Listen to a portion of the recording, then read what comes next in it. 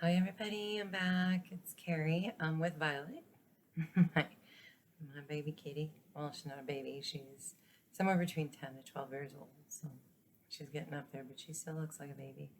She's a little thing. Um, anyway, today we're here to talk about my testimony. This may be a two-part video. I'm gonna do the best I can to keep it to one, but kind of a crazy story. My whole life is crazy. We all know that by now. Um, anyway, I'm going to go back through some history and touch on some points so you can see how I came to the point of my testimony.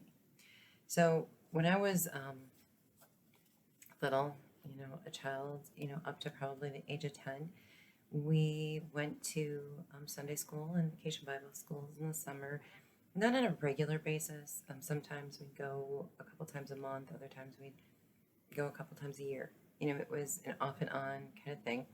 I was raised Lutheran, Missouri Synod Lutheran. There are different types of Lutherans out there. And that was basically the culture. That's how I got to know, what Jesus was. I didn't know really anything about the Bible. I was just a kid. Just except for the children's Bible stories, basically. So it didn't have like a real staple in my life that I was aware of at the time. Little did I know that it was going to come back around later in life. So I'm glad I was introduced to it at a young age. Then from there, I moved. Again, I have my cheat sheets because there's so many points of things that happened over time. I know I'll skip something. Anyway, we did move from our small town to out to the country, where my parents got a house, and then I switched schools. Now, I had been bullied in my previous school quite a bit, and from the ages of 5 to 12. Then when I was 12, we moved. It was a much smaller school, actually, that I ended up going to at first. Then I ended up going to a high school that had a combined. There was a bunch of small rural schools that all went to one high school. So then it was, quite a few more people than I was used to. But in sixth grade, went to the new school, was super popular. All the kids wanted to know me, and it was completely different, like night and day difference for me, until I had a run-in with the most popular girl in the class. And unfortunately, that didn't end well for me because the bullying didn't start there. It started in junior high, and I'll do a bullying video on that with one boy that came to our school. And I don't know, I was the person he chose, and he went after me so viciously that he got thrown out of the school for that and a couple different reasons, but it was bad. And then the stigma was back. So apparently, God's plan was I was never supposed to be liked in my younger days by people, and I was supposed to learn how to figure that out. And I'm really sorry, my cat's just kind of going a little crazy here all of a sudden, so bear with me. I'm trying to entertain her as best I can, but she's in a mood. So from there, everything seemed pretty regular, life until I was about 17. When I was 17, I was part of I didn't shoplift, but I was part of the shoplifting scam, so to speak, with my friends because they were the only friends I could get, and this is what you did to have friends. So I did it. Unfortunately, fell weak to that. I'll do a whole video on that because it's a really important staple in my life. But after the shoplifting thing, we got caught. I knew that my father was going to kill me. It was any relationship I had with my parents was pretty much done with, we weren't really, I was going through those teen things and we weren't getting along the greatest to begin with. And then that, and, so unfortunately with that, I chose to commit suicide, or attempted it. I had just kind of had enough of people and family and life, and it was very, very hopeless at that point. And I also knew the road I was going down wasn't good. It wasn't who I wanted to be, but I just didn't feel like there were a whole lot of choices. Definitely not the person I am today. But with that, luckily I didn't succeed with anything, and I did have to go for some mental counseling for a couple of weeks, and was away from my family during that course of time. My pastor from when I was a child had come to see me. Now, I don't know if my mother told him about it or what happened, but he did come. And when he was there, basically, he reminded me that, well, I didn't remind me, it was the first time I ever heard it, that suicide is, against God's laws, and, it's considered killing, and, don't ever do that again. I mean, he was very stern, very, very stern. Yet this was a very nice pastor. I had fond memories of him.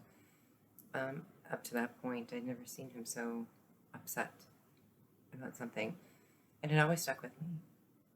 It just is one of those things that's like, okay, you're not supposed to do this. This person was, but I didn't even know why. I didn't know if the Bible said anything about it or not. It's pretty much just in your commandments.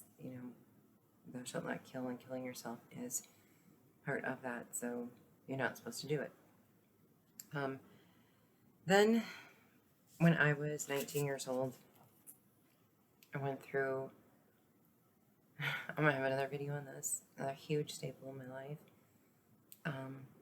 I was a virgin up till I was 19, and then I was raped. How that came about was the strangest thing ever as well. But, we'll go into more details on that. That's still, a touchy spot with me. But it changed me as a person. I ended up going back to church, and because I didn't finish my confirmation when we moved when I was 12. The new church we had to go to was a Trinity church, and their catechism was a little bit different than what I had been learning, and I was in my last year of it to be confirmed, and I didn't like it. I didn't like all the things I had to relearn, so I quit. And then I kind of, in a way, thought, okay, God's punishing me. And I went back to my pastor, my old pastor, and asked if I could be adult confirmed, which he agreed to. And, luckily my 15-year-old sister, she wanted to go to the classes as well, because she had never gotten any confirmation. And she went, we both got confirmed. Now, that didn't mean that I started going to church. I just thought, well, okay, I'm finishing up something religious that I had started. But what actually ended up happening was the rape did kind of provoke me to become very, very promiscuous. At that point, sex didn't matter. It didn't matter who you were having it with. It was that changed me, where I saw it as an action and something gratifying for self-satisfaction versus a loving act.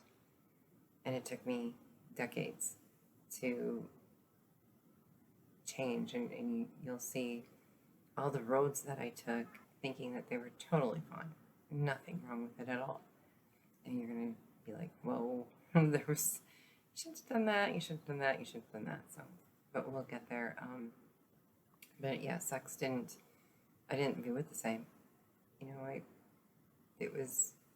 It changed my life completely in how I behaved and who I was becoming.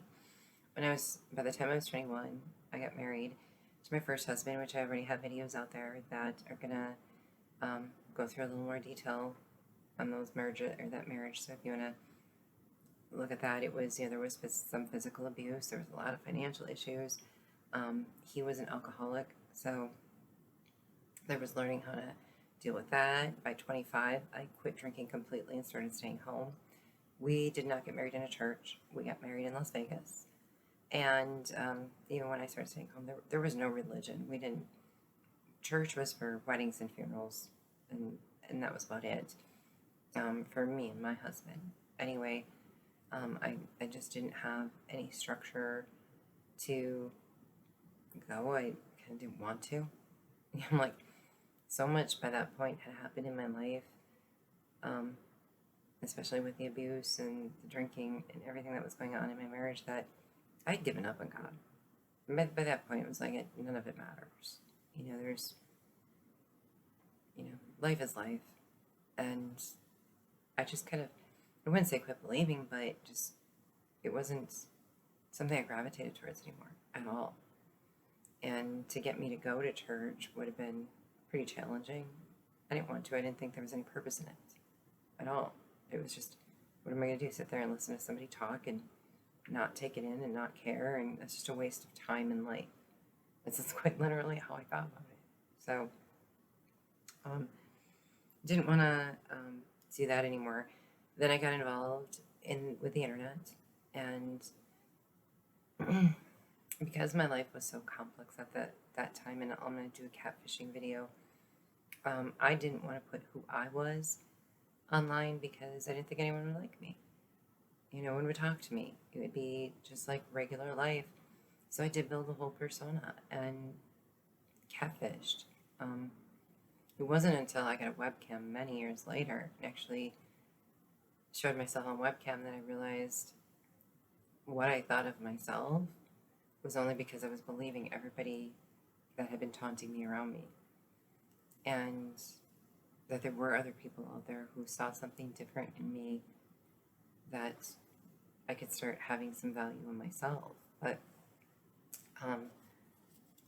so was the catfishing bad? It was bad for probably everybody else that didn't know, that I was a married woman and I wasn't, being truthful to, but it was good for me to start figuring out who I am and building up a little self-esteem. So it has its good, it has its bad, but I should have never have done it to begin with. That's something I should have found within myself versus lying about who I am and then expecting others to change that in me. So that was very wrong and I shouldn't have done it. So I'm not going to validate it. Don't do it. And I know a lot of people are doing it now. It was a lot easier to get away with back then because we didn't, there wasn't microphones for the longest time. Then there was microphones, so you had to talk. Then there was webcams, and so today in this day and age, it's a lot harder to do. It was so easy when the internet first came out, which, yeah, that's how old I am. I saw the internet invented. No, I didn't see anyone go to the moon because I was born in 1970. Just shy of that. So. Yeah, electronic typewriters were just coming into style when I graduated high school. So, okay. There's been a lot of change in life. I should do a video on that. All the things I've seen change because it's quite different world now than when I grew up. But anyway, so then we, you'll find out in the video, we did get a divorce. And what all happened with that, I moved to another town further away to kind of be away from him because it wasn't going to be healthy for us to be in the same community, for him anyway. Then I ended up within 2 years of living there, got a fiance over in the Green Bay area. And I had been living up north at the time, but ended up moving to Green Bay. That's going to be an interesting video. I haven't done the fiance or released the fiance video yet. But he wanted to, after we got together and lived together, he shared with me he wanted to be a porn star. And I'm like, well, I don't care. Keep in mind, my mind about sex is very open, very free. It still is. I'll talk about sex completely openly. Once you open that door, you can't entirely shut it. I just have a different set of standards that I use now because I realized I was addicted to it. And there's a video on that too. So I've experienced a lot. But anyway, we became, part of the suggestion was I found a group where you could have open door sex in a swingers group. So it was a swingers club. So we would get together at this club, and then we were, that was going to be his big trial by fire, is can he perform in front of people? I had no problem. I surprised myself because I hadn't done that before. He had a problem with it. I didn't. So there was issues there then with that helped lead to us just not being compatible anymore. But then so we broke up. I stayed in the area because I had a job there, but met my second husband. I have already done the second husband video which basically is the Escaping Justice video that's about my second marriage. Pretty much covers the basics.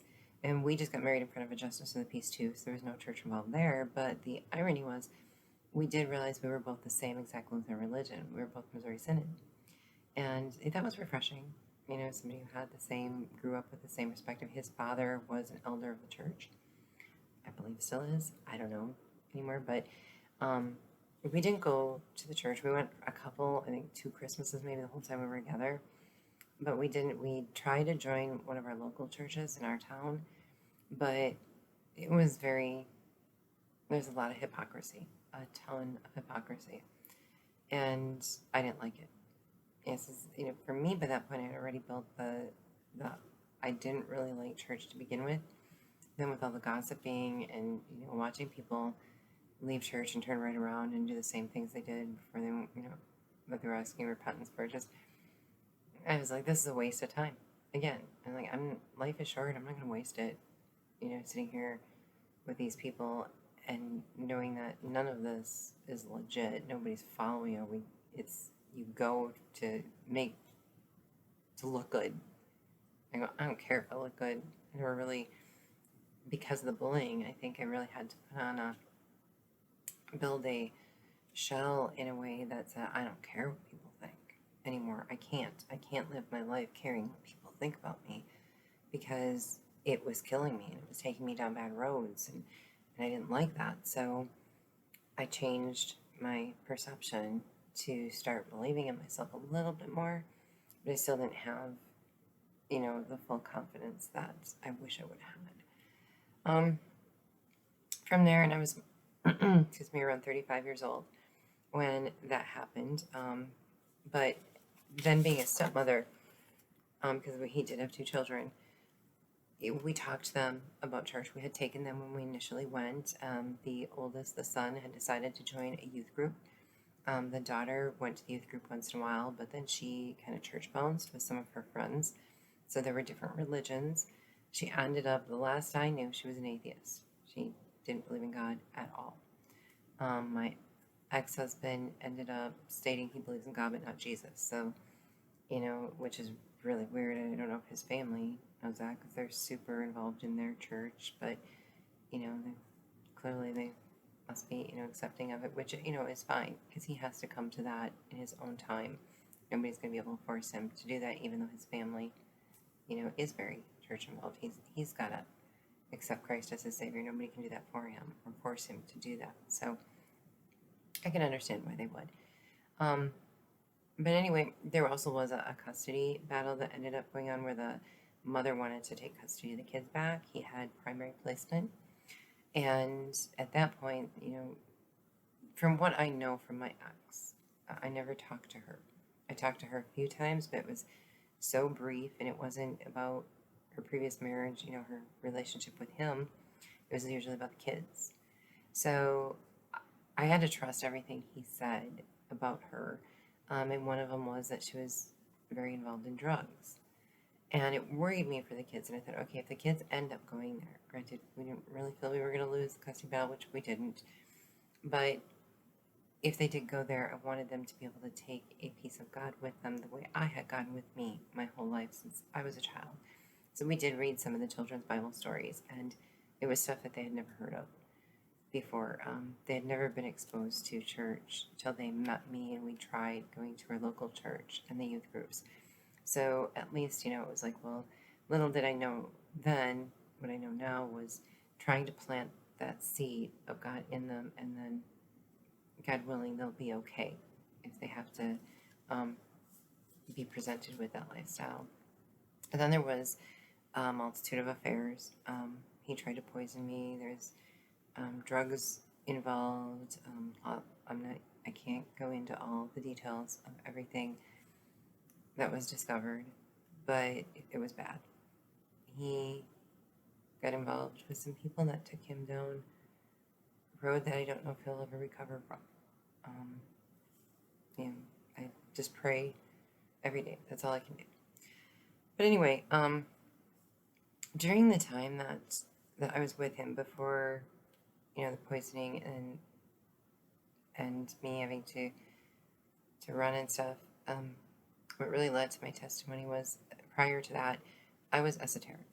Okay, esoteric meaning I wasn't a Satanist, so to speak, because I did still have a strong-rooted faith in God in a way, but and I prayed, so there was those things. I didn't believe in following the devil, but I did, you know, how do I explain this? Okay, well, we'll go back to when I was 10 for just a second.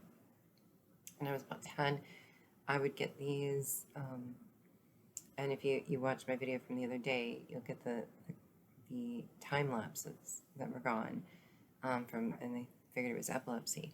Well, the first one I can remember was when I was 10, and what I remember of it is I would see, like, I don't know how to explain visions, but you just see flashes of things, outside of your vision, which is like a picture. So, like, if you're looking through a photo album and you're looking at different pictures, that's what I would see, but it would be people, places, things I had never seen before.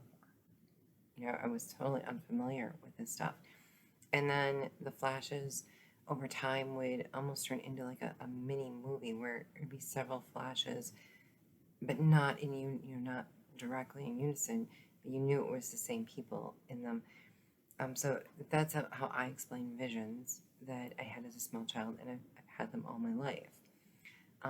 During some of these time lapses, I can recall feeling certain things, almost like you don't hear. Okay, if you ever go to see a medium, I could have done this, medium or psychic. When they say, okay, they're telling them this, well, they're not hearing things in their head. No one's whispering in their ear. You don't hear it like that. It's a message you get from your gut that comes to your mind. Okay, and obviously your mind is saying these things that you're like, well, that's not my thought. That's not my, and sometimes you can hear the mind in a different voice or a different language, or it's in a way, when I was younger, because it was way before all this paranoia and mediumship stuff was put on TV, way before that. So you can imagine, I had nobody to talk to. I didn't understand what was going on. I thought I was crazy. I thought I was hearing things. I had a schizophrenic uncle, and I thought, okay, I'm like him. I'm, because he would have conversations with himself right on the walls. And I thought, that must be what this turns into. And literally, that's what I thought growing up. I would see orbs of light, plain as day, in front of me. The strangest one was, I'll do a ghost one on this, because this was, this is back when I was sleeping in the basement. If you watch some of my previous videos, you know how I ended up in the basement. So I was sleeping in the basement, and I woke up, and it was all lit. In order for me to light the basement, I had to go up the stairs and turn on the light. It's the middle of the night, and I was woken by, I thought maybe a bug or something fell on my cheek. I felt something hard on my face, and that kind of woke me out of my sleep. And the whole basement was lit, and I looked, and there was a full apparition with its back turned toward me, facing me. And once it faced me, it freaked, and it darted across the room as this big basketball of light that slowly turned into this tiny little like golf ball, and it shot up the basement stairs. I even went upstairs trying to find it. I could never find it again.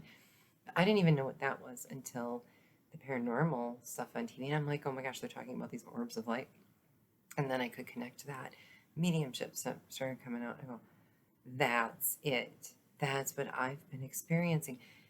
There was a relief to it, but not, because it still feels crazy. It's still, and with my intuition, sometimes it's not just like mediumship connecting with other spirits. There's a stronger spirit that I would have always called my guardian. I really think I would call it the Holy Spirit now. But I always thought it was like guardian angel or something that would warn me of things. I get a lot of premonitions, and I would follow through with those premonitions, and I was always right. As a matter of fact, while I was married, there was 4 different episodes where there was a lot of fog when I would drive to work. There was 4 different severe pileups that happened on this freeway I had to drive. And, one time my premonition was like the fog was really bad and I couldn't see much in front of me, but, something said, start putting on your brakes. And I thought, well, I'm going slow enough. I'm not going to hit anybody. They kept saying, put on your brakes. I kept feeling this. So, okay, I'm going slower and I'm going slower and I'm going slower. And I'm like, I'm going to get run over myself here if I keep going this slow. I can't go much slower but to stop, and I can't stop on the freeway. I was going maybe 35 miles an hour, 30, 35. It was pretty darn slow, even with the foggy conditions, but you couldn't see much. And then all of a sudden there was the accident. Like I was the car in front of me had piled up in it, and I was able to stop. I was like, oh, that's why. Well, little did I also know there was a semi right behind me. And I was going slow enough that when he came up on me, he had to go slow enough. He was able to stop and not hit me. I wouldn't have. I would have been in that pileup and that semi would have been on me. Okay, that's just one example of, wow, and several people died in that as well. Yeah, I can't explain it. I can't. But it has saved me on so many occasions. I probably couldn't even recount every single one of them. I mean, I would say at least 50 by now, where I've walked into a situation I should be dead. I should have been in that. But I listen to my intuition when it gets heightened. I hear it really loud in my head, and I will do it. It's like, oh wait, well that's the good. Now keep in mind, there's what you call the tricksters in that world, and they'll get in and they'll start sending you messages, but you don't recognize the voice. There's something off, and until you understand that spirit that's connecting with you, you don't fully trust it because it's new. You don't know. It's kind of like when you meet somebody new on the street. You don't fully trust them because you don't know them. That's the best way I can explain the spirit world with humans, is you kind of get to know it. Eventually the trickster gets fed up because they are the demons that are trying to come in. And the worst that I can remember is the one, every time I would shut my eyes for like 2 days, he would show up right in my face. It was just like as if somebody was shot across the room at you, right in your face. And it was, full bloodied face and cackling laugh. And it was a man, and like he had been in some terrible accident or something. And but would always, and then I'd have to open my eyes to get rid of that vision, because when I would shut my eyes, it would be like it was real, like he was like really there in front of my face. But I discovered ways to get them to go. So in order to do that, there's a whole spiritual world you do need to connect with, because if you're the only one experiencing it, you don't know how to handle it or how to deal with it. And I hate to say this, but all of that stuff is real. It's as real as God is. Okay. That whole spiritual world with witchcraft and demons, it's real. It can affect you. A lot of times demons will affect you internally, where you feel super passionate about something wrong that you shouldn't do, but there's just something in you that's just driven, and you go do it, and then you go, what did I do? Kind of thing. That truly is, because then you can't understand why you were so passionate about it. That's not you. That's you allowing that demon to, come into you, because we're all very, very vulnerable. And that kind of stuff happens, but that's like one of the easier ways to explain it. There's people that do get demon possessed. There's no doubt about it. That stuff happens. But anyway, I was what you would call the good witch. Could I be called a witch? Yes. Did I join a coven? No. I couldn't, because I believed in God. And everything I wanted to do with my gifts was going to be led, to the divine. At that point it wasn't really called God. It was the divine one. And throughout the course of, my late 20s, 30s, and early 40s, I had done a lot of research on other gods and entities and deities and, all of this type of stuff. I really started out, I was really drawn immediately to the Egyptian gods and studied them, and I could connect with them so easily. It was immediate, because even as a child, the Sphinx just, I was drawn to it. Like one day I've got to go see it. There's something about the Sphinx that I saw it in a book, and I've never been able to to pull myself away from it. But I'm sorry, my cat's must be having a dream and she's pawing in the air and it's just kind of distracting me a little bit. Okay, anyway. So I started with the Egyptian and then came along the Greek myths. So I was completely, studying the Greek gods and starting to work with them a little bit, which was probably the most awesome. I liked the Greek, culture the best. But then there was the Nordic, and I started working with runes. I had already been working with tarot cards, oracles, searing in stones. So then I really got, into crystals and candle magic and moon cycles. And, there's so many more, past the Nordic. There's the Celtic, there's the spell casting and the witch stuff. I didn't do spell casting. Candles with moon cycles were the most that I ever did. I did use crystals, but it is usually to dispel certain things. But you can change things, use crystals and tarot. And I'm not going to divulge all those secrets, but it spent a good 20 years of my life. That was my life. I was technically a witch. And yeah, you can make things happen. Manifestation isn't just about wishing it in that world. It's dangerous. I wouldn't go back and play with it again. But I was blessed to stay away from the super bad and not get involved with cults. And because I already had this mediumship and this divine feeling inside of me, I didn't feel like I needed all of these groups. I really was a solo act that people would come to, and I could tell them things without knowing. I'll give you an example. There was one person who I had met, and a lot of people didn't know of what we call the gift, but it's not really a gift. Anybody can go there. Anybody can develop it. It's your choice, and I did choose to strengthen it and go that route for quite some time. But anyway, I met this guy and his girlfriend, and it's the second I met him, I had a flash of a photograph of this little blonde boy playing in a sandbox wearing this red shirt. It had writing on it. And I looked at this guy, and he's got dark hair, and I'm like, well, he couldn't be this little blonde boy. So it was one of those where the picture you're showing is very perplexing even to me. Like, when I would read people, I wouldn't be able to fully explain what I'm seeing because it wasn't my life. It didn't happen to me.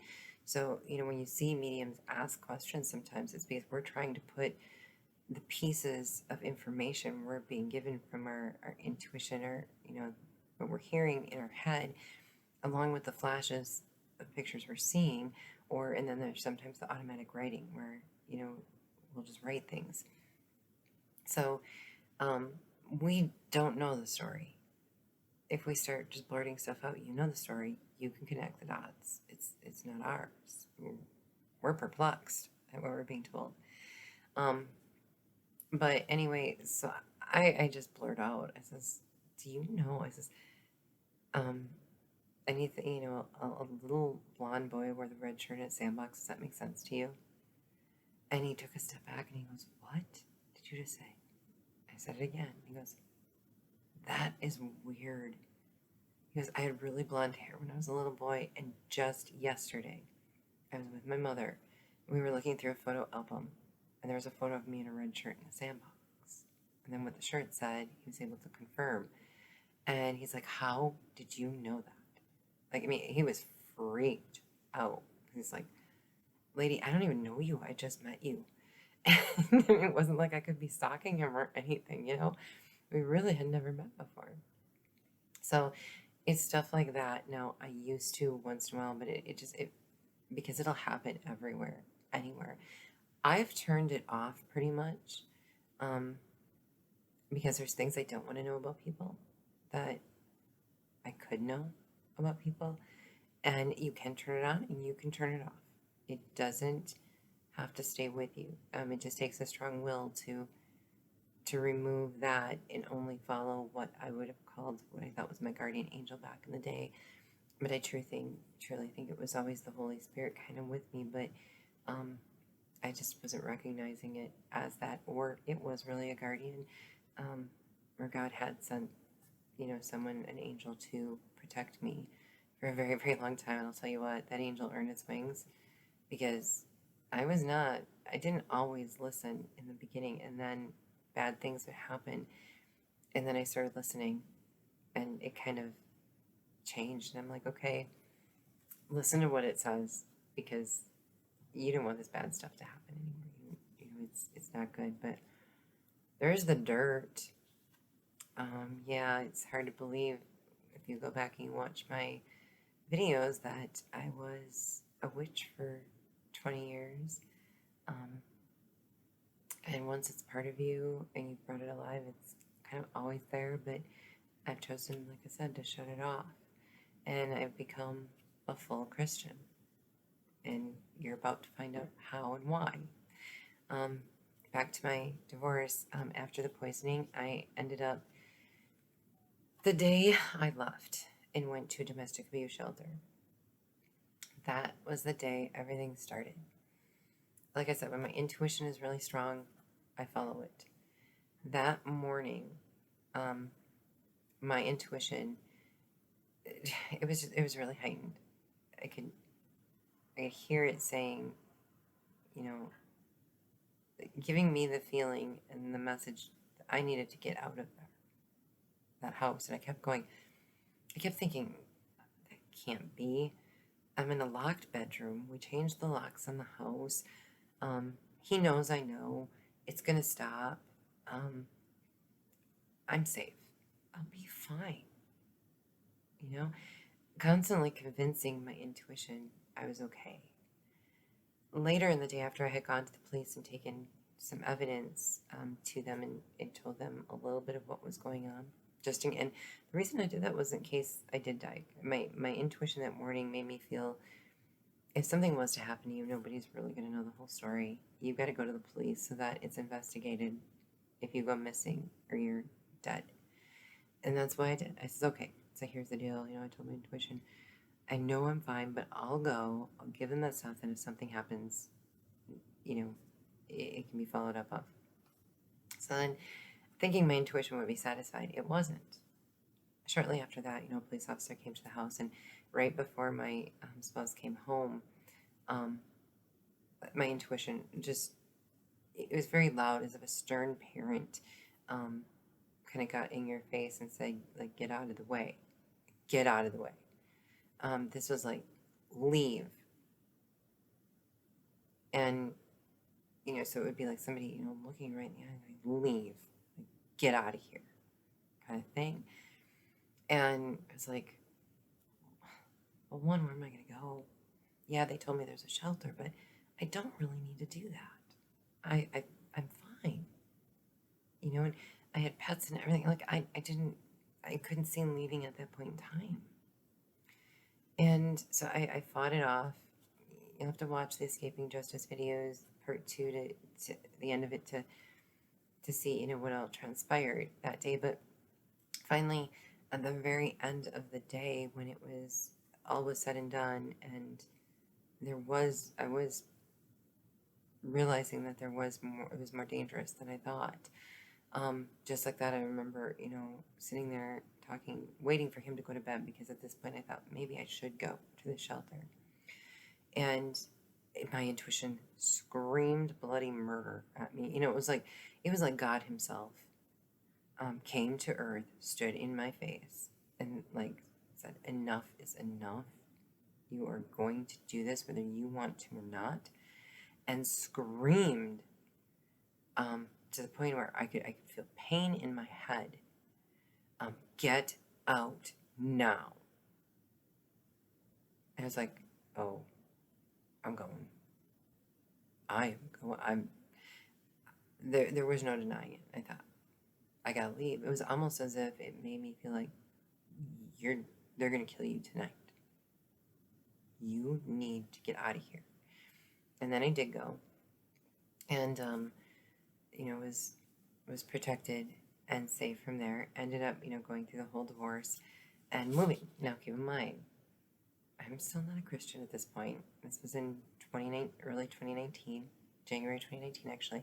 I moved to where I'm living now, which is about 2.5 hours away from where I used to live. I lived closer to Appleton. And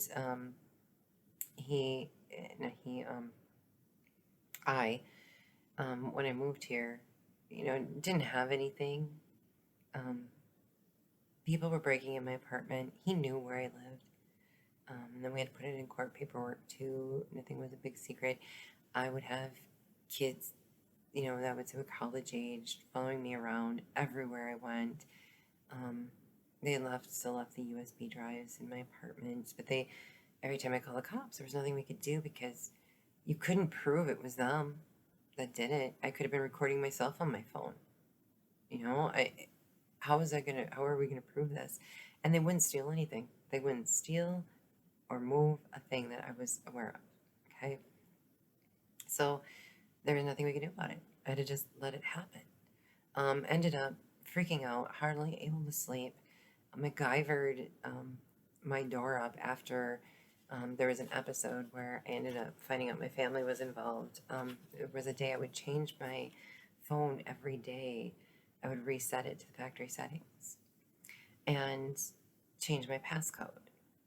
And when I would do that, one day I was just, because of lack of sleep, I'm positive because there'd be days on end I wouldn't sleep. And all I drank was coffee to get through it. But back in my past, I've had situations happen where I've had to stay awake 2 or 3 days at a time. And I think that was just reactivated in me through adrenaline. But from lack of sleep, my brain was getting foggy and I wasn't eating right. And, one day I had forgotten I couldn't get back into my phone. And so I must have wrote down 50 different codes, and every code I would write down to try to knock that one out so I wouldn't try it again. So I had this sheet of paper sitting by my patio door, you can't see it through the patio door, but it was on this hope chest.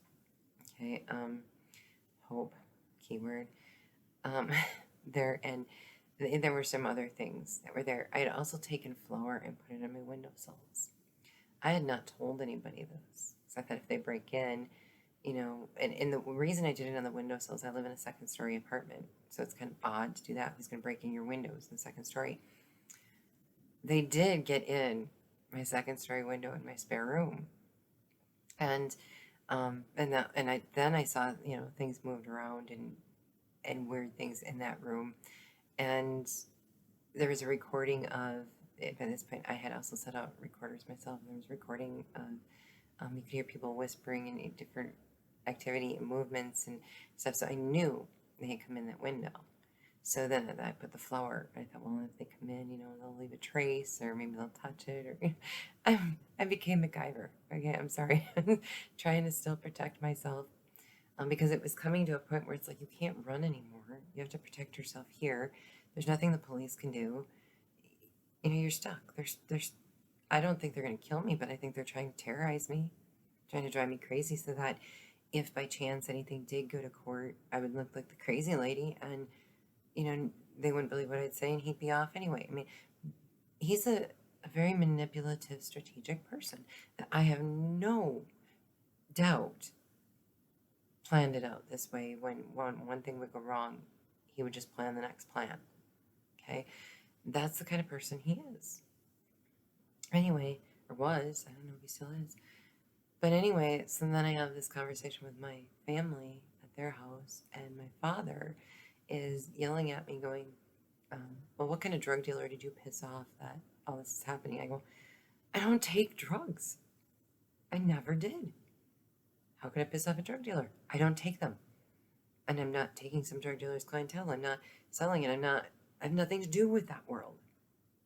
I'm like, I'm a witch. That's the worst thing I've done, And then he goes, I think you're paranoid schizophrenic, which did take me back to think of my uncle who was a schizophrenic. And he goes, you're really paranoid about everything and you're schizophrenic. And I'm like, well, maybe, I guess I can't rule that out, And he was really at me. And he had me until he says, um, and he says, your mind is so gone. He goes, did you forget the passcode on your phone? What are you talking about? How would you know that? I didn't talk to anybody about that. I didn't even say it out loud. The only way you would know is if someone was in my apartment and they saw that notepad and they put two and two together as a passcode on a phone. I thought, okay, and I sat there, and again, I'm strategic enough to just sit back and let the person blurt out more crap and be like, what are you talking about? I don't know what you're talking about. The panic is setting in inside because I'm like, there's only one way. There's only one way. You could know that.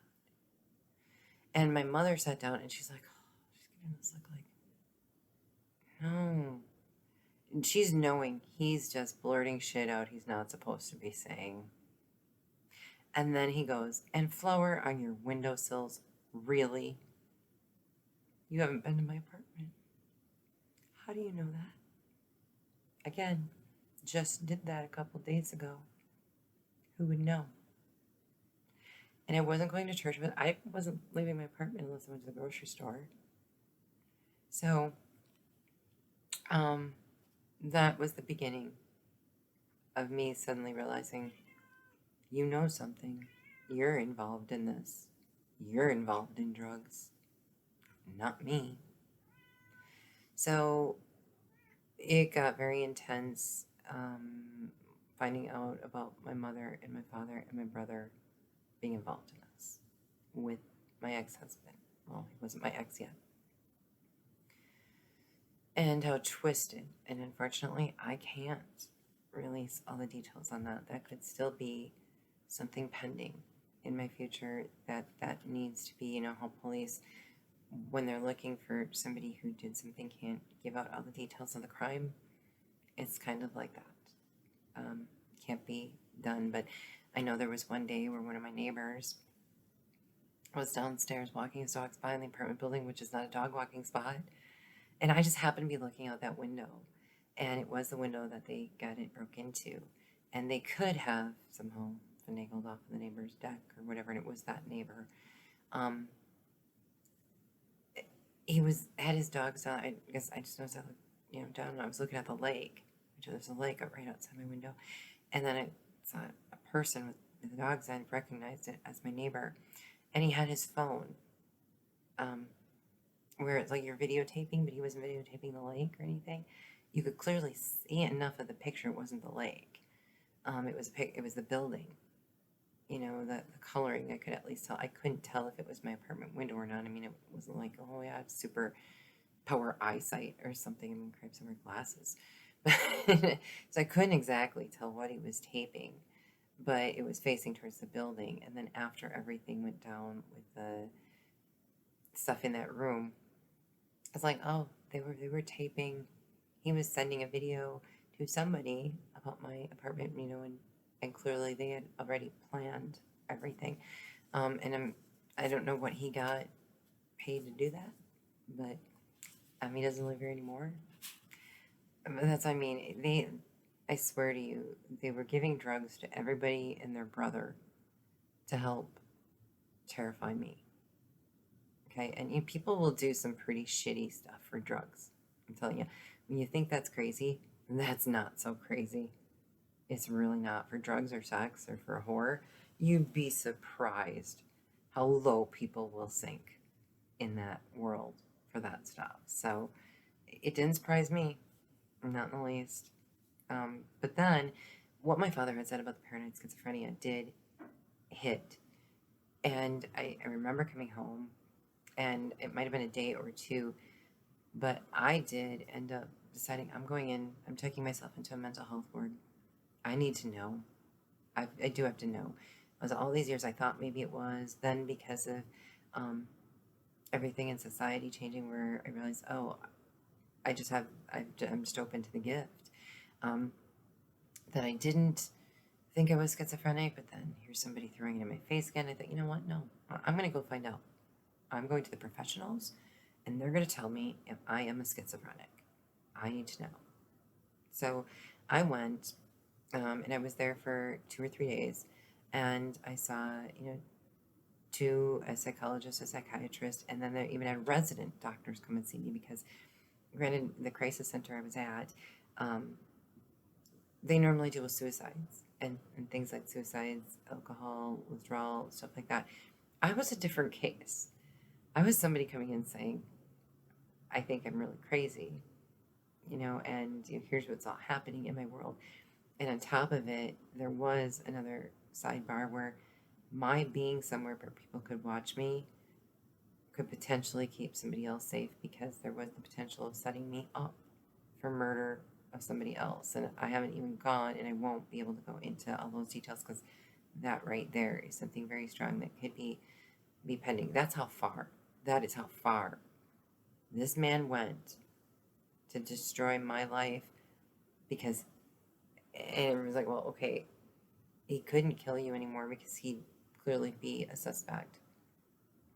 I took away $500,000 out of his pocket that he was planning on getting when I was dead. Now the motive in vengeance is after you stole money from me. The fact that you're alive cost me $500,000. He didn't see me as a human being. Okay, I wasn't human. I was a dollar sign. So now, at that point, he was angry because he felt robbed of money, and he was going to use that money to begin this brand new life with this young girl. Okay, give her everything he's promised her. And he couldn't do it. He wasn't going to be able to come up with that kind of money overnight on his own. Not if I was alive. And all the insurance policies then were canceled. The judge ordered him to do it. So his whole plan was gone. So now it was just vengeance. Which I don't know why you're vengeant with me. All I did was live. But that's how psycho the mind is. When, how crazy do you have to be to spend a year planning your wife's death? There's no stopping crazy at that point. But back to me being crazy. Okay, so I ended up going to the psych ward, and in the psych ward, they tested me and interviewed me, and there were so many hours of interviews that some of the other people who seemed semi-sane that were just alcoholics there were like, you were in there a really long time. Is everything okay? I'm like, yeah, it's fine. After a few days, they're like, you're not schizophrenic. It said you might have some paranoid delusions from lack of sleep. And so then they, but prior to that, I had gone to the emergency room though too, because I thought, I wasn't feeling right.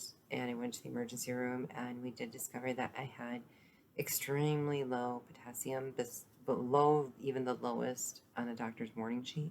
So they put IVs of potassium in me immediately. They didn't even want to mix it with liquid IV, other liquids, because I needed it that badly. So the first bit that they gave me was pure potassium. And I'm going to tell you, you ever have pure potassium put in your veins? The pain is painful. It hurts, and it takes a good 20-30 minutes to get enough in, and it hurts. It burns and burns and burns. Like your insides are on fire and you can't stop it. But yeah, your outside feels like it is freezing to death. And it's a real burning, like somebody took a lighter to your skin. Burning. And it's bad. Well, then by the second round, I begged, I can't take this. I can't do this. The doctor did allow them at that point then to mix some other liquid in with, as they put the potassium in, because it's easy. And that was great. That was great, But so then they thought, the psychiatrists were really big on it's the paranoid delusions could be coming from your low potassium. And low potassium, I'm just going to make a note of this because this I found was the greatest thing, is a common problem with chemo patients for cancer. When they're in chemo, they'll have low potassium. The reason that is because they're injecting drugs into their, poison into their body to kill the cancer. So it was a huge red flag of poisons in my body that were lowering my potassium. And low potassium, the big thing with it is it will cause you to basically just kind of fade away.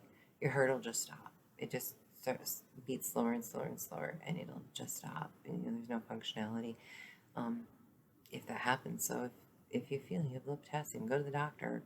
They'll give you potassium supplements, and there's plenty of foods to eat with natural potassium in it. So that's my medical warning for you for the day. So that they thought might have been causing some of the delusions. And then, of course, the lack of sleep. So they gave me sleeping medication and antidepressants, which none of that worked. None of that changed a single thing. And I'm sorry, I was bent over because my cat wants to be pet. So I'm petting her. I'm not really trying to put my face right in yours. So forgive me in advance. So that's... Then I got to come home and I'm like, okay, well, I'm not crazy.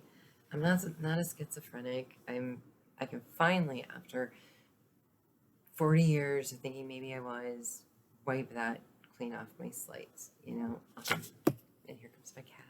I told you, she wants to be petted. She wants what she wants. She gets it. She's very spoiled. But anyway, I'm just trying to see if I missed anything through that.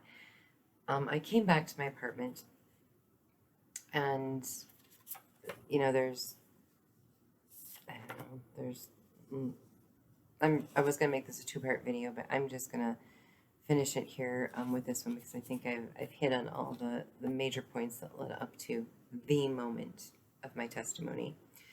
And what ended up happening was, Violet, please, I don't know about this cat. But finally, when I came back to my apartment, and it was dark, and I was like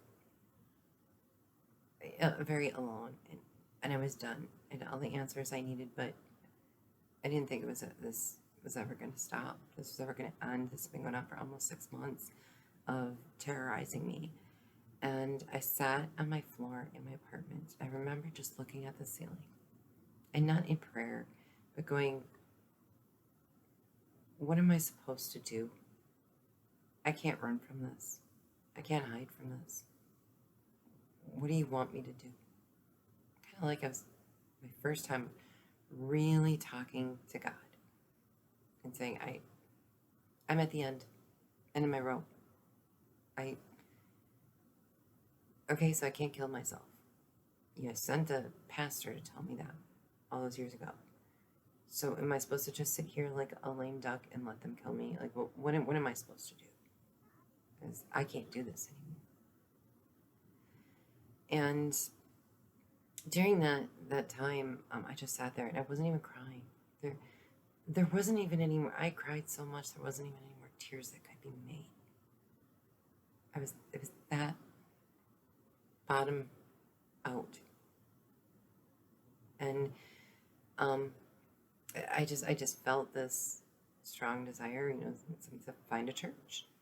I thought, oh, I remember looking back at my ceiling and go, oh, no, I'm not going to a church.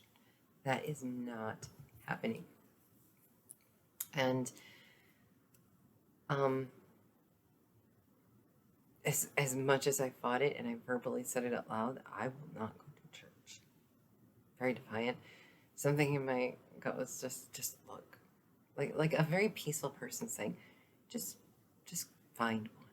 I'm not telling you to go.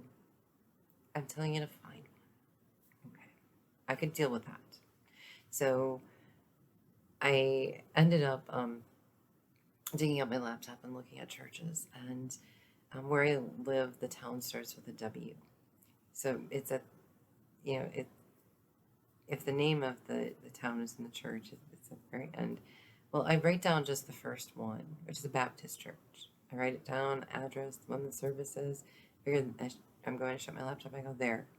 I'll go to that one. Are you happy? I'm very defiant. I was just being very defiant with my intuition at that point. I was not happy with this.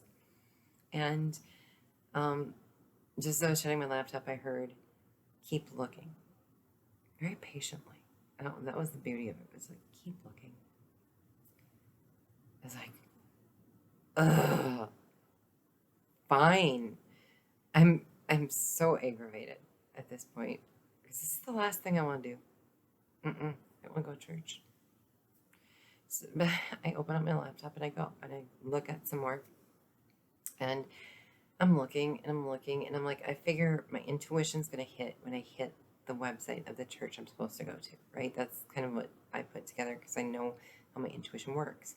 I'm looking and I'm looking and I'm looking and I'm looking. Well, this church name started with a W. It was a long look. There's a lot of local churches around here, lots of them. But I get right before that, right, the church right before that, I'm on their website, and finally, I'm just so frustrated. I'm tired, and I remember just stopping, slamming my hands down, looking up, going, "What am I looking for? Like, do you mind telling me? Because I'm getting frustrated here." And I got no intuition vibe off of that either. Like, no answer. Silence. Okay. I'll look at the next one begrudgingly. Looked at it, and just like that, just my intuition, it was as if a ball of light had been set in my stomach and just whoosh, went all the way through me. I was on fire. I was alive. I could feel this like igniting of a passion. I wasn't sitting in the darkness anymore. There was something weird, something I'd never experienced in my life, going on inside my body, and it was a Bible church, and that's when I realized, it's not about the church. It's about the Bible. Mind you, right before the week that I left my ex to go to that shelter, I had literally made the comment to him. Well, I says, I don't really believe in the Bible. I think the Bible is like the Greek myths. Those stories are really great and there's terrific morals to them, but they're not real. And as I feel like the Bible has these great lessons and morals to it, but I don't really, there's too many unanswered questions. And I had these questions that I was stating, and I said, they're not answered in the Bible, so how can that be real? I literally said that. Then this happened, and I'm like, it's about the Bible. I'm supposed to read the Bible. Now, keep in mind, I had studied all of these other gods and deities. I bet you at least 50, if not more, and had worshipped them and, done my candle and crystal stuff with them and my cards, and never once did I look at God as just God. God had to have a name. He had to have a special power. These gods all did different things. I had to label God. That was my first mistake. Because I think from that point, God has his eye on me. And ended up that I wrote to this pastor. I told him this story. I thought, this guy's going to open this email, pastor or not, and say, this woman's nuts. How do I even respond to this? His response was, would you like to come in for some counseling? Oh, why not? So I did. I met with him and his wife, and unbelievably, they were able to talk to me about several things, but nothing like completely registered yet at that moment. I did go to their church service the following weekend, and I cried through the whole thing. I don't know why. I got extremely, extremely emotional. Then I went back, and he actually emailed me again. He said, would you like to come back and talk again? And I said, yeah, actually I would. So I did go back and talk a second time. And then from there, I just started going to the church services and talking to the other people, but really developed a bond between the pastor and his wife. And within a couple weeks, I had my come to Jesus moment. And you would think that my discovering the Bible was it, but that wasn't even it.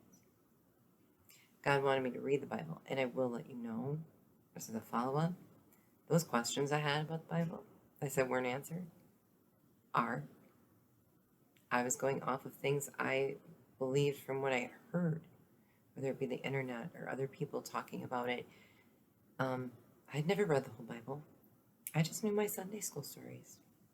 And I knew what Jesus was there for, but I never knew what Jesus stood for. I know Jesus died for us. I did not understand he was my salvation.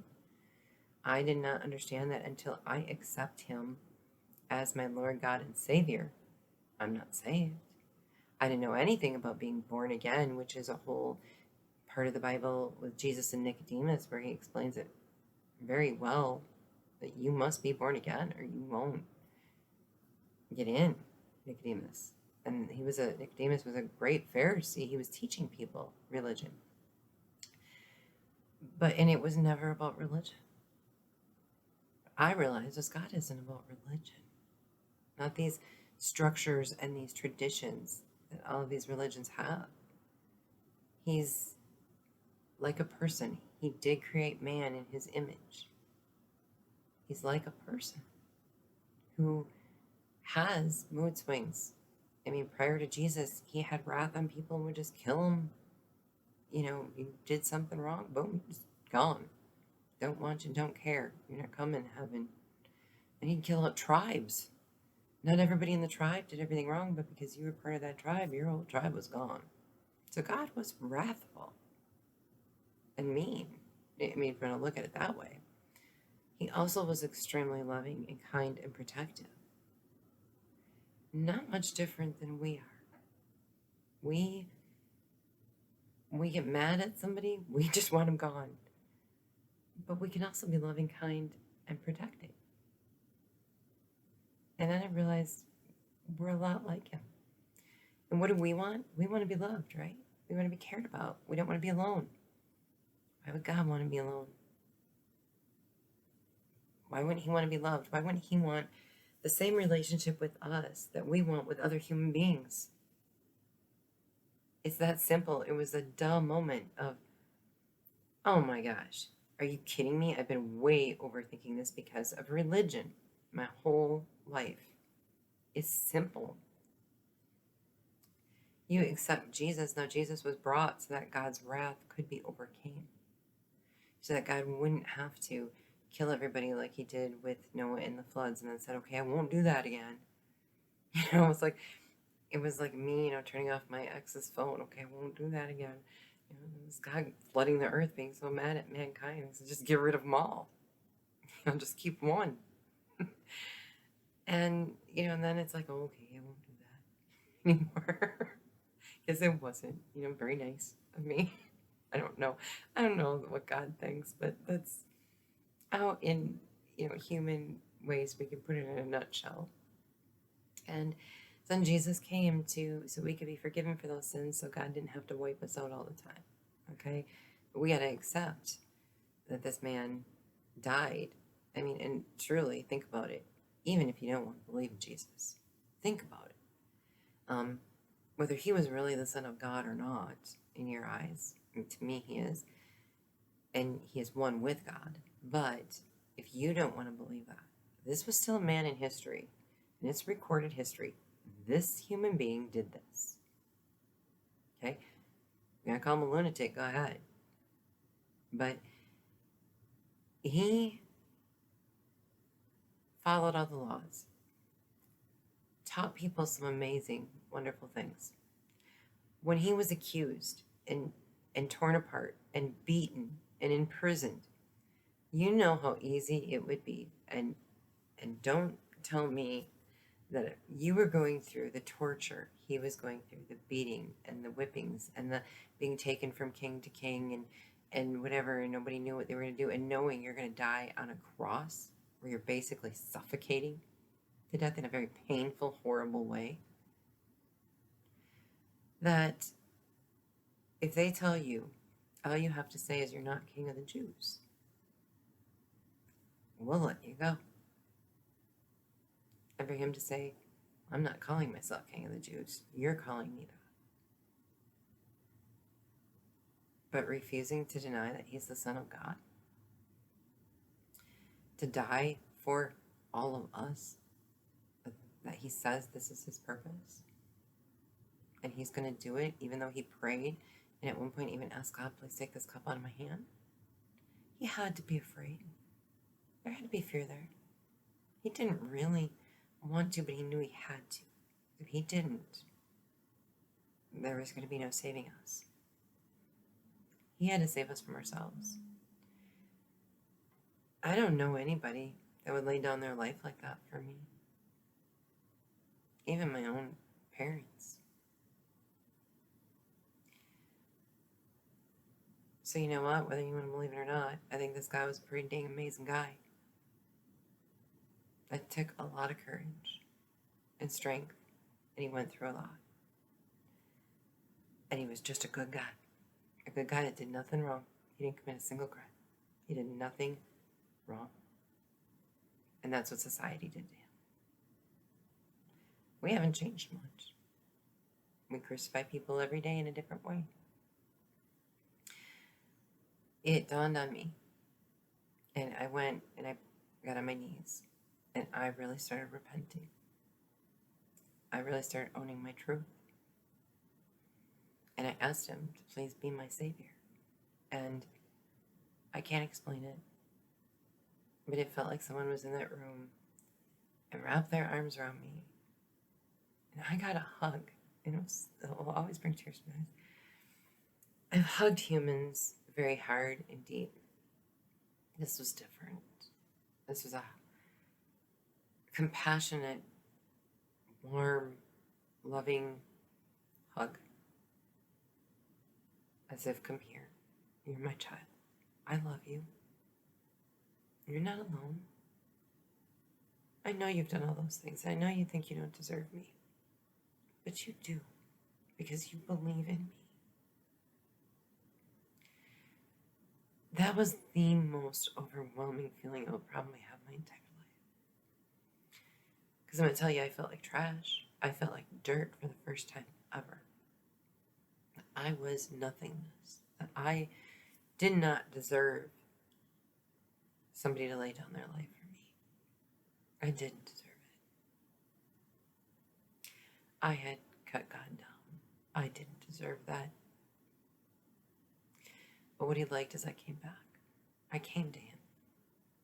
And I can't say I've not sinned since. I sin every single day. Am I proud of it? Well, no. But at the end of every day, I do the best I can to recount, sometimes during the day, the things that I do wrong and ask for immediate forgiveness. God, please, give me the strength not to do that again. Do what we need to do, God, so this doesn't happen again, or I don't think that, or I don't feel that way, or I don't say this, or I don't treat people a certain way. And overall, I constantly tell God, let your will be done through me. Don't use me.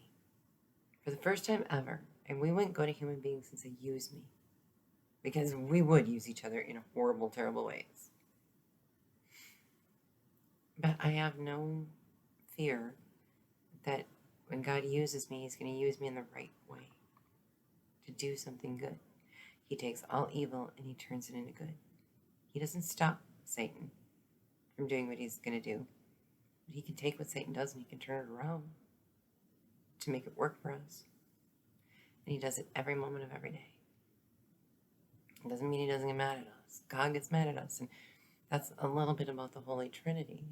It's one, there's God, there's Jesus, and there's the Holy Spirit. And Jesus gave us the Holy Spirit, which is that intuition that can talk to us. So you may not be able to see it, but there's still a way to believe it. For me, I see the Holy Trinity as God. Jesus is God, and the Holy Spirit is also God, and the Bible is the Word of God, his breath, the way he breathes to us, the way he talks to us through that word. And it's no different than what, to a lot of people go, well, God can't be three people. Jesus came to earth, and who was ruling heaven? Well, he was. Well, that doesn't make any sense. You must be crazy. No, think about it this way. Within yourself, you have many different facets. There's the outside persona you show people.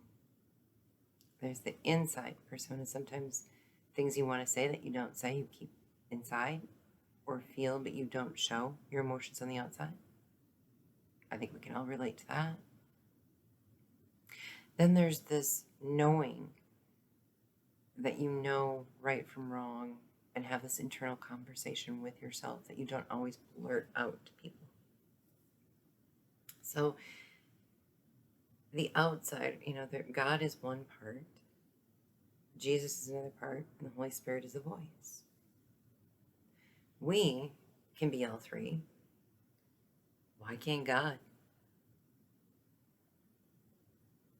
He is. He's all three put into one. And that's what you call Holy Trinity. So people that, and the only reason I explain that is because I oftentimes get people go that they just, part of their reason they can't believe is because of that God is supposed to be all three of those things. How can he be three different things? You're three different things every day of your life. It's no different. We are made in his image. Why would you think God would be any different?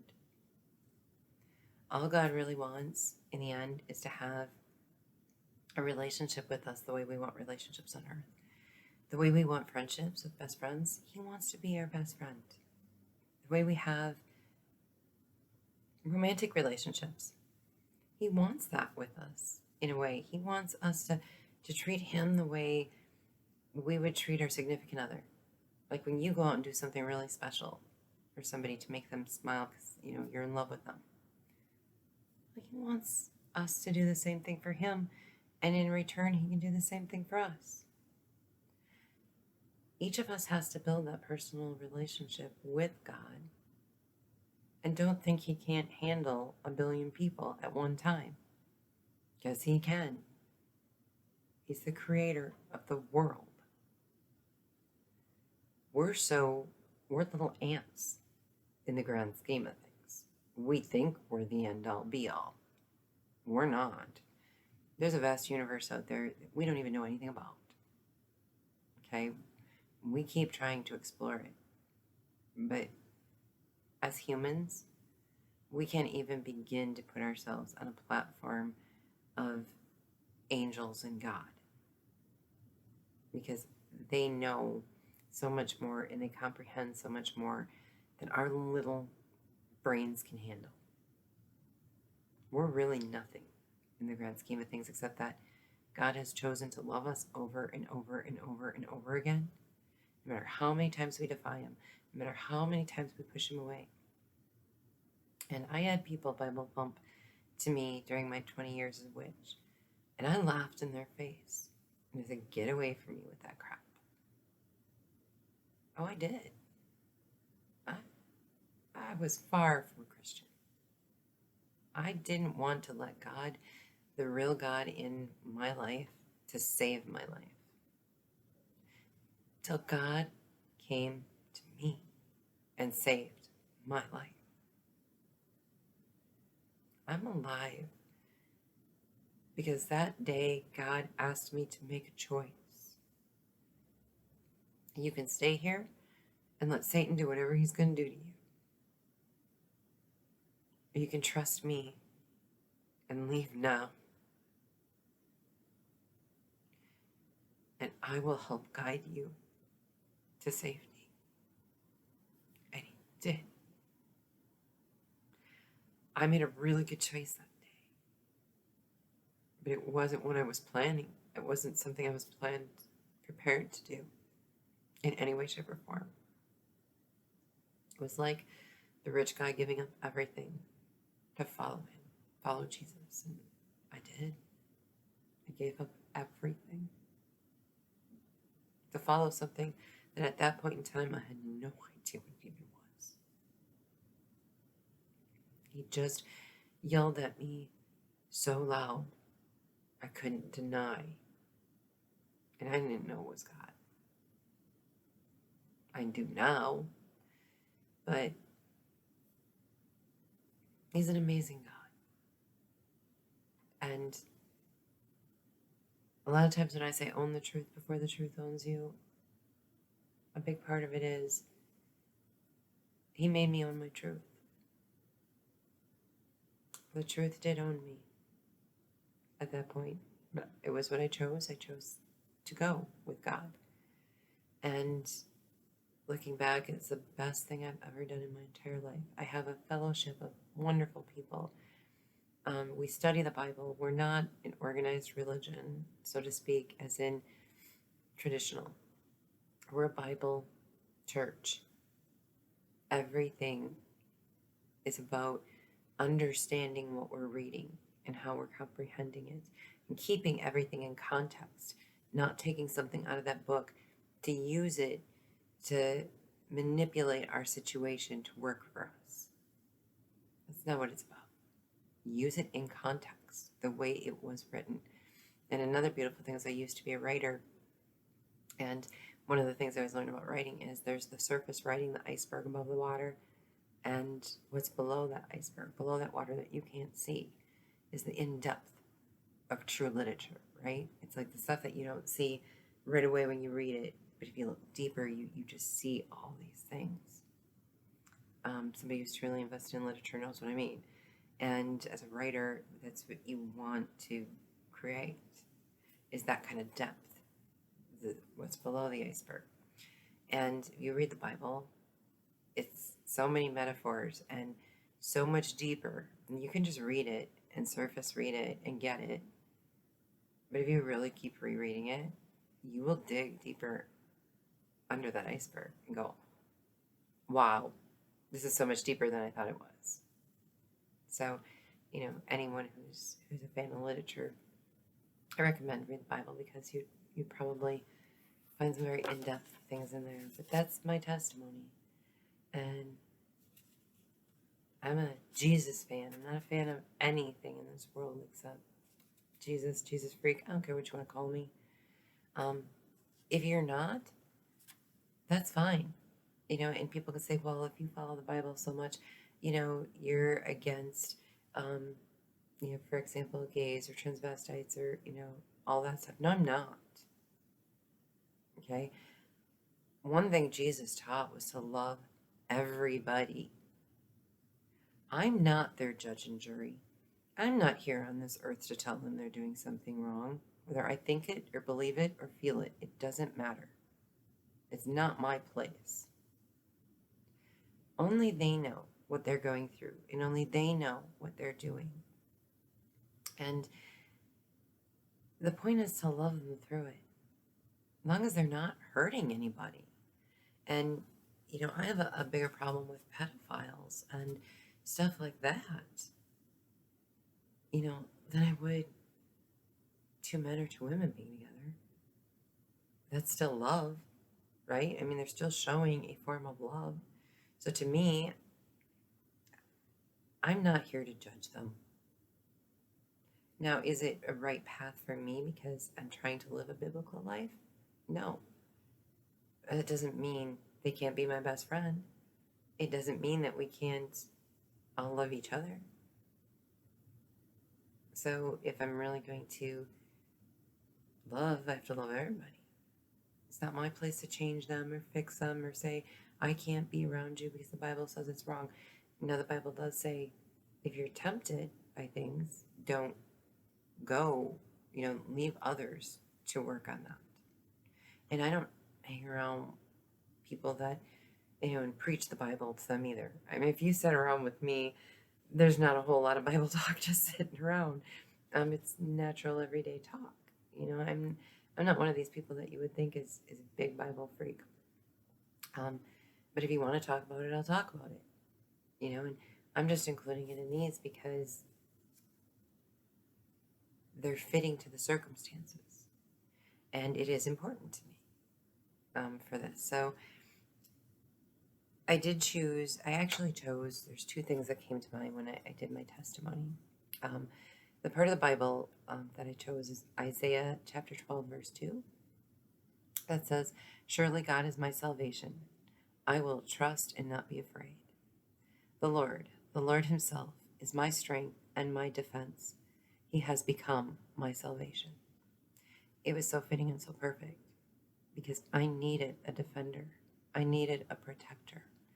I needed to not be afraid. And that is what God provided me.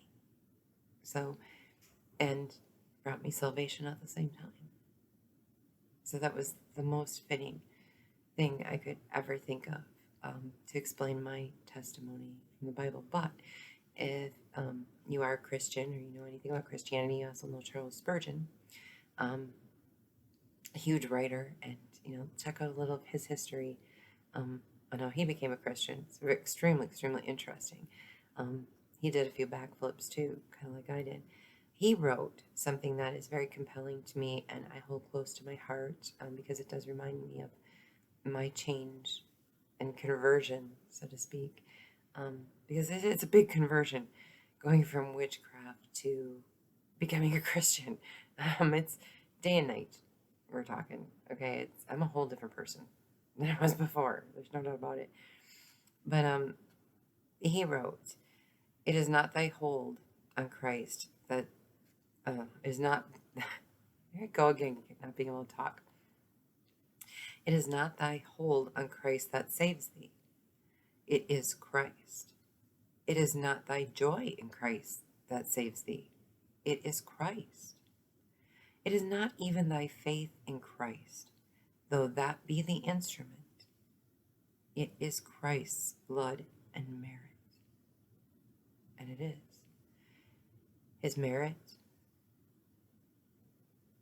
he stood true. His blood, he shed. He died for all of us, whether you accept it or not. What made me a Christian was I finally accepted it. It's like this. This is how the pastor explained it to me. He took a Kleenex box off the table. He says, "I can give you this gift. I can give you this. You know what it is. Do you accept it? And if you accept it, do you use it?" I was like, "Well, what do you mean?" In another way, somebody gives you a Christmas present. You may accept it because, oh, you're going to be nice. But if you don't use it, if you don't put it to use, if you don't take that, you're still not fully accepting salvation. The whole point is accepting that Christ is your Savior and your only way to heaven. That's it. Through him, he's the only one who can plead to God on your behalf, because the first second you sinned, God was angry with you. That was it. He would have wiped you off the planet. Jesus said no. He's our lawyer, our governor, our defender. He says, "Let me plead their case. They killed me. They did awful things to me. And if I can sit here," and what he does is he's having an internal conversation with himself. When people do something to you and they make you really angry and you fuel up and you're like, "Oh, I'm just doing it." But then later you start calming down and you start going, "Well, I guess I could talk to them again. I guess they're not that bad." Or they say they're sorry and want forgiveness. And that's the Jesus part of God. That then says, "Okay, let's consider this. Let's consider this. Maybe they're not as bad as you think at first." And then they come around because Jesus was willing to say, "If you can do all of that to me and I can forgive you, the angry side of me can forgive you too. And I can let you into my heavenly world that I've created here that is so much more spectacular." The sad thing is, people who are Christians that think this world is all that, this is the best they're ever going to know in life. And eternity, we're talking eternity. 120 years on earth versus eternity, which never ends. You're gambling. You can enjoy drugs, alcohol, sex, all this stuff willy-nilly any way you want it for 120 years and not accept Christ and go to hell. Or, yeah, you can learn from some of these things and you're still going to make mistakes and explore it. But if you accept Christ and you repent and you constantly try, you can earn eternity that is even more beautiful than what you're experiencing here. Something so grand that if God was to show it to you, your mind would explode. You'd never be able to understand it. It would be like taking a cell phone today and showing it to somebody in the 1700s. And they go, what is it? What does it do? That's impossible. Kind of like that. Or even back in the year 100, show them a cell phone. They're never going to even be able to comprehend that you use it to do what? You know, that would be like God trying to explain heaven to us. I'd be like, no way. I don't even understand it. I don't even understand how that works. But it's awesome. We think the cell phone is an awesome device. Almost all of us have one. We'd be lost without it. So think about heaven that way. And hell, the opposite. Worst thing you could ever even comprehend. It's your choice. We're here with a purpose to choose. I choose a side. Which side do you want to be on when all is said and done? I don't know. I'll take heaven. There's a part of me that says it doesn't even matter if there is a heaven. It really doesn't. I can stand behind Jesus because of his moral fiber, who he was. And that's all he had to do to prove to me I need him in my life. I need somebody like that in my life because even without being on earth, he saved me from death. And I had just said that book was full of crap. Last person in the world that should have been saved. He should have thrown lightning at me. You know what he did? A week later, after I said such a despicable thing, he turned around and he saved my life. I don't deserve it. But I'm so very thankful.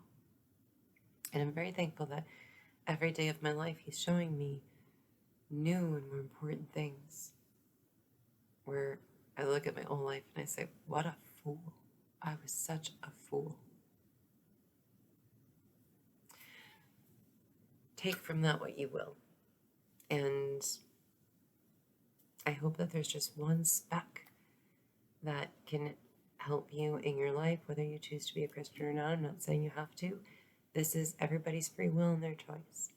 And whether you're a Christian or not, you can still be my friend. I do not, like I said, I have friends that study the Satanic Bible. It doesn't make them any less human to me. And while we're here, we need to treat each other humanly. And I want to take the word mankind and make it real again. I want man to be kind. I want us to be able to own that word and make it real. Because right now, that word has less value than the Bible. I mean, the Bible, whether you believe it or not, has more truth to it than the word mankind does, if you were going to put them side by side. The Bible's easier to believe. So, either way, we've got a problem. And I want us to see mankind become something easier to believe again. Help me, please. Just for a second. You can help me by subscribing to this channel, liking this video, whether you believe in it or not, and comment. I don't care if you comment that you're a Satan worshiper. That's fine. Just don't spread hate. Don't spread negativity. Don't spread hate. That's just, I just won't tolerate that. That's it. Otherwise, everything else is accepted. And again, I'm not here to be anybody's judge and jury. I'm here to accept you and love you the way God would, or is trying to teach me to, I should say. And Jesus is your judge and jury in the end. He gets to decide. He might know your name, your physical name, because you're in a book of some sort, or he does know your name. But did you let him know your soul? Did you own the truth in your soul? Is your soul pure? Because that's how he knows you. He doesn't know you by your physical appearance and by your name. He's going to know you based on your soul. When he meets you, does he know your soul? Did you let him in wholeheartedly and show him the good, the bad, and the ugly? That's how he's going to know you. And that's how he's going to judge. And I don't know, someone who's willing to die for me, I think is going to be a pretty fair judge. I'll let him be the judge. You know, that's fine with me. I mean, he died for me already. Go for it. Judge me. But, okay, anyway. Enough ranting. This has been a really long video. I didn't want to break down into two because this is one moment of my life, and so I'm really sorry it's long, but this is probably the most important video, personally for myself, I'm ever going to make in my life. Because this was such a changing, and until you experience Jesus hugging you the way I did, you'll never understand it. But there is a peace without understanding that comes with that. From that moment on, I slept. As if they kill me, because guess what? I know where I'm going. And I am good with that.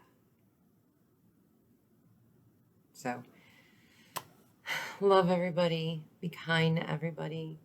I love you guys. Okay? Take care. I'll see you tomorrow.